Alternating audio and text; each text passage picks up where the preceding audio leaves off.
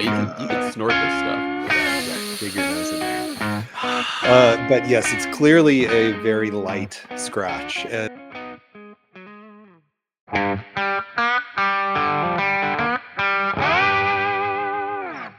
All right, everybody, welcome back. This is the Reentry Buzz. It is season 5, episode 7. Season 6, episode 7. We've done too many of these already. Not enough. But Cole and I have a blind pour in front of us here. It is looking very light. Looks pretty good, yeah. But we have no idea what it is. Could be anything. We're going to try to guess. We're going to tell you what we think about it. We're going to tell you what we'd pay for it without knowing what it is. All off one sniff and one sip right now. You ready? Here we go. Ooh. Very good. Very good. Getting a good sense. Bopping the microphone. Good.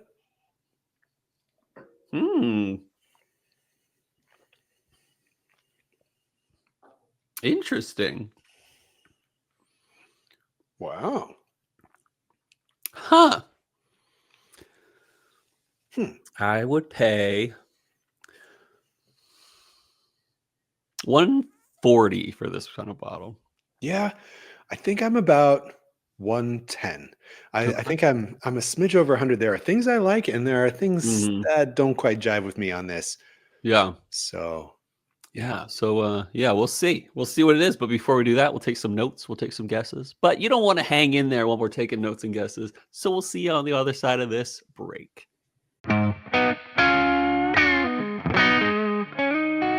All right, we're back. So we guessed, and it's something. It's a little special. I think it's really neat here. We're gonna go through our guesses. I'm gonna make Cole go first though, because I'm saving my last sip here so that he can tell me how wrong I was, and I can taste it while he says what it is. All right, my notes are this: nose notes, single malty, feeling like a decently aged Scotch, not peaty though, is what I said on the nose. On the palate, I said clean, and yet it kind of burns my tongue, but not in a super peaty way.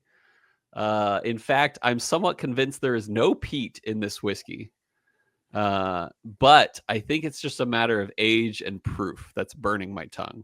Otherwise, I'm getting notes of dried apricots and floral notes. On the palate, on the finish, I said not too long a finish, but still good. But reaffirms my thought that this is not a peated Scotch. Just a little bite, I guess, is what I wrote. Yeah. I also used the word bite several times. Ooh. It's like, because bite implies this like clean, crispiness to that it totally has. So so for my nose notes, I said huffable. That this thing is huffable, man. Like Hufflepuff? This thing is Hufflepuff. There's not a lot of like vapor there for you to like. No, you can snort this stuff. Yeah, dig your nose in there. But yes, it's clearly a very light scratch, a very light salinity.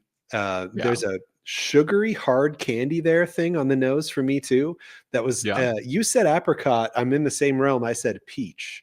I said that it's delightful though. There's like a sugary, juicy peach hard candy with salinity thing on the nose for me. On the palate, I said it comes off a little sharp at first, but as the sharpness kind of rounds out, it turns into a salty ABV heat bite. Nice. Yeah, bite. Yeah, and that bite, just as it rolls into the finish, is the main vibe is that like salinity bite. It keeps the mouth feel very heavy, very coating. It is a strong pour, not necessarily strong ABV strong, but just like it like dominates your mouth with that bite that's there. It's almost like palate fatiguing in a way, because your palate is so like shocked from all this bite that's going on. It's a very interesting pour, and I would hate for this to be like something we didn't expect at all. Did you do your finish yet? Yeah, I wrote. Okay, that was your finish. Yeah. No, it's super interesting because it's like sharp. It's like it's a hard way to say. It's like I don't know. It reminds me in a way of drinking neat Maker's Mark sometimes. It's like got this weird bite to it. It's not a bad thing, but it's also not Mm. like a smooth thing. And I'd hate using the word smooth, Right. but it's got this bite to it. Yeah. But in a single malty way. All right, let's do the guesses. I'll go first, I guess. Sounds good. Okay. Type, I said Scotch, and then I said Speyside. Me But too. that's That's not what's going to exactly. be great. Yeah, that's not what's to be Yeah. graded on. It's just if it's a Scotch. Yeah. Secondary grain, I said malty beet. No, I'm kidding. I said no, not applicable because there is no secondary. There is only primary, is what I imagine. But I guess that could have worked too. Brand, I said I hedged a little bit here and said Glen Grant.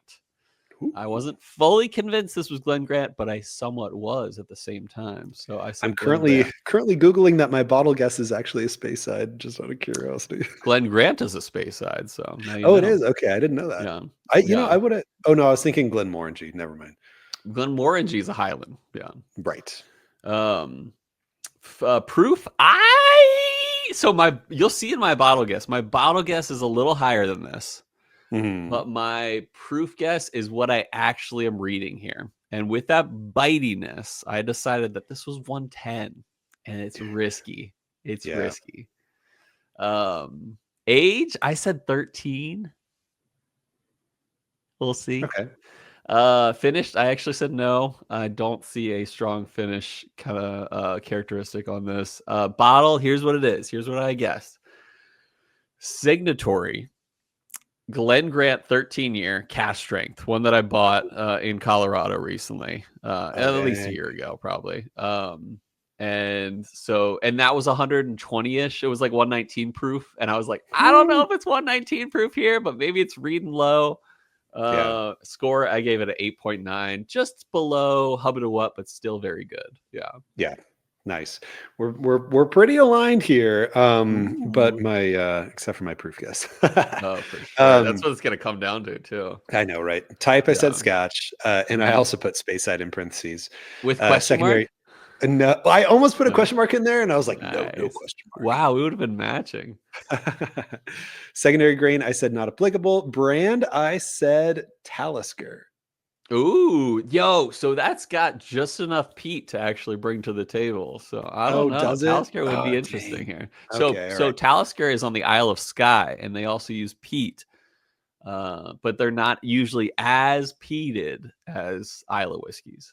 That's what I had in my head, that Talisker wasn't super peaty. And this, I didn't say this in my notes, but I was totally thinking it while I was sipping it, was also no peat. I do not think that there's any peat. Yeah, that's cool. Yeah. But regardless, I said brand Talisker. I said proof. I said 98. Ooh, So that's see about gonna that. be the determiner. Yeah. So for age here, I went younger than you. I said 10. Okay. I think that there's not a lot of age here, and that with my proof guess too, that bitiness, Maybe that bite, and the burn and stuff. I say burn, but I don't mean ABV burn. When I was sipping this, I was searching to think, is this sharpness and burny what I'm feeling ABV? And I ultimately Feel the decided burn. no. I think that the sharp and salinity Is here age. is, well, maybe age, but also just like a regional thing, that wherever this is from, that's more of that location of whiskey, rather than being like a burn from alcohol. Yeah. So finished, I said no. Bottle, I said Talisker 10. I gave it a B. I said that this is well above average. It does clearly stand out. What stands out is that sharpness of this. I think that it is an above average Scotch, but it's not something that I'm going to want to sip all the time. So B. So I have a thought before we reveal. One of the things that hit me right when I sipped it, immediately when I sipped it, was this is Highland Park. So I'm just gonna put that out there, just in case this is Highland Park. No, I'm gonna put it out there that this is not Highland Park. This didn't we have a full volume in the we did in the pool? Yeah, that's the bourbon barrel aged. That's so much more buttery than this was. We'll see, but either way, I don't get points for it. All right, you ready to reveal? I am. All right, ready? Yes! Nailed it. Nailed it, friends. It is Signatory, Cast Strength Collection, Glen Grant, 1997, 13-year, 118.6. All right, friends. Feels good. I told Bryan this. Feels so good when you nail it. But the hard thing for Bryan is I kind of had an advantage on this because It's true. Technically I have a bottle and he hasn't sipped it yet. You never know how it's going to shake out. Yeah, but we'll see how the scores go. Maybe Bryan won, but I highly doubt it at this point. I don't know what would be in his favor out of any of these guesses, but yeah, I'm only 20 proof points off. No, it's okay. It's okay. Yeah, I guess you said 98 and it was 118. So anyway, we'll count the votes. We'll count the scores. We'll see how we go on the other side of this break.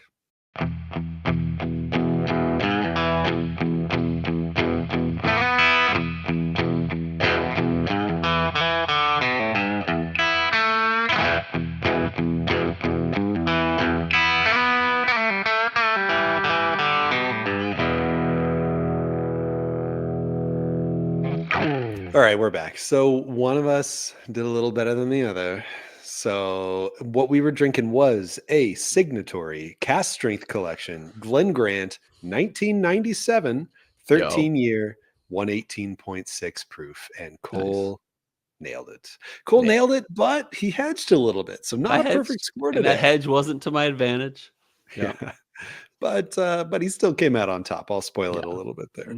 So run through the guesses here. Type, we both got Scotch correct. We both got secondary grain correct because we both said Speyside, which I feel like is not point worthy but praiseworthy. Praiseworthy. I like it. I like it. Brand Cole, this is where he hedged. He said Glen Grant. Technically, we say brand. So Signatory was the right answer here.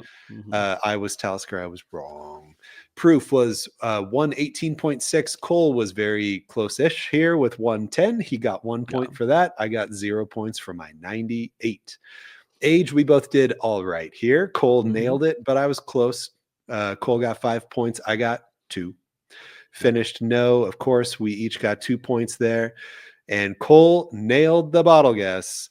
Signatory Glen Grant 13-year cast strength. 15 points for nailing a bottle guess there. So Cole ends up winning with a score of 31 to my 12.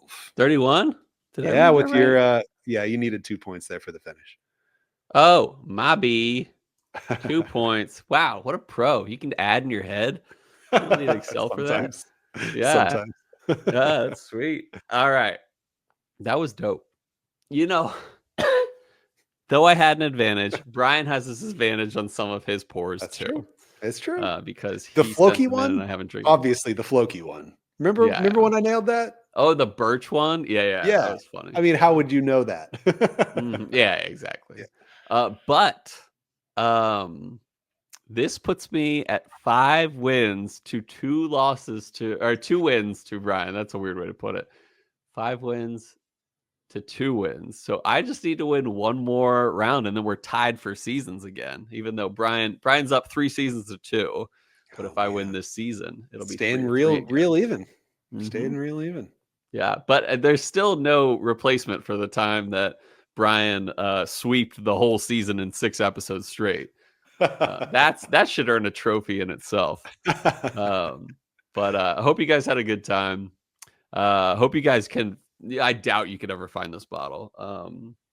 But I hope you find that Glen Grant is worth buying. I actually had Glen. This is why I didn't. I was going to mention something earlier, but I was like, let me not mention it and not say anything because I don't want to lead you with anything. But I had a Glen Grant 12 the other day, and it was phenomenal for a 12-year, especially. Now, before you close out, I got to ask. We harped on the sharp bite of this. No sharp bite in the 12-year. So it's just the cast strength. Yeah. Okay. So that comes from a high proof medium age Glen Grant then. Yeah. Yep, for sure. Cool. But I don't think anything really beats the 16-year that Miles Ferguson got me. It's hard to beat, but who knows? They have a 21 and plus year now. So we'll see. But anyway, hope you guys had a good time. Hope you guys can at least appreciate Glen Grant after this if you haven't yet. But most of all, we hope that, we don't end our things like that. But we just hope you can join us next time on Chill Filtered's The Reentry Buzz.